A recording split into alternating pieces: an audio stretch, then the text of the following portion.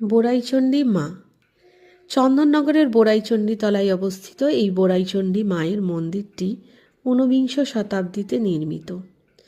আগে এই জায়গাটার নাম ছিল বোরো। জনশ্রুতি, প্রায় 500 বছর আগে সিংহলে আটক নিজের পিতাকে মুক্ত করার জন্য শ্রীমন্ত সদাগর বোরাইচণ্ডীর বিগ্রহ প্রতিষ্ঠা করেন।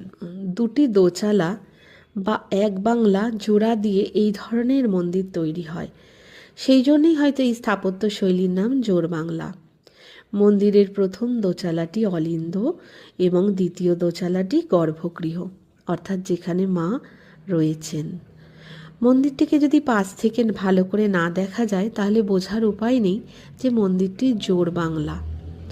মন্দিরের সামনেই মন্দিরের লাগোয়া একটি নাট মন্দির রয়েছে এবং সামনে রয়েছে বলি দেওয়ার স্থান, পাশে রয়েছে শিব ঠাকুরের মন্দির।